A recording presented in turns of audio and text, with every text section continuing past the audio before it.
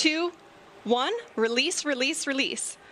Ignition. That was the moment that began a whole new era of spaceflight. Branson's Virgin Galactic ship named Unity lifted after detaching from the mothership. Unity rocketed to the edge of space more than 50 miles up.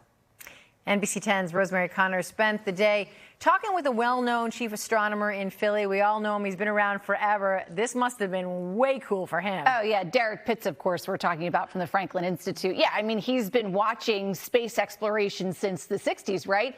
It's the emergence of multi-billionaires that really made this possible. Some say what we're seeing is very similar to the commercial aviation industry in the early 1900s. Wealthy individuals invest in the technology.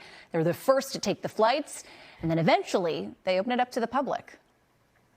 3, 2, 1. I never imagined it would be like this. That was always the stuff of science fiction. Release, release, release. Sci-fi is now reality. Richard Branson's historic flight into space paves the way for a new frontier, space tourism. Some describe it as the ultimate ride. When you're accelerating up to the speeds you need to achieve to get into space, the G-forces that you feel are very much like what an astronaut feels, but it's also very similar to what you feel on the most intense roller coaster. And the great thing is that you don't feel those G-forces for very long. Derrick, the chief astronomer at the Franklin Institute, tells me the trip for Branson and his crew is just a taste of what's to come. But is it worth it? They really had about 6 minutes in space, 4 minutes of which they were in a weightless situation or zero-G situation.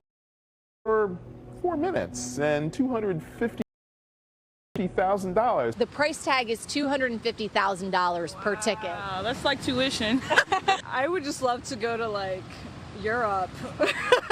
So that would be nice. For Gen Z, the cost right now is out of this world, but perhaps some baby boomers are snagging seats. I have several clients that are really luxury travel agent in Philadelphia tells me agents will need to be trained and licensed in space tourism. There may be certain medical requirements, I suppose, to travel into space, right? Absolutely. And that's just something that we're still, still learning about. And I think, quite frankly, it's probably still evolving on their end, too. We are headed to space. It's all evolving, and the possibilities seem endless. It's such a great opportunity, not just for, space tourism, but also, talking about flights in the future. Like, what does this do for aviation? Some of the other companies are developing capability that will allow you to go from this side of the planet to that side of the planet in under an hour.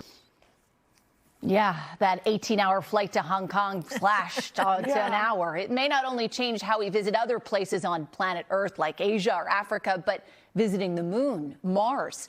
The price tag is expected to come down, just give it a decade or so.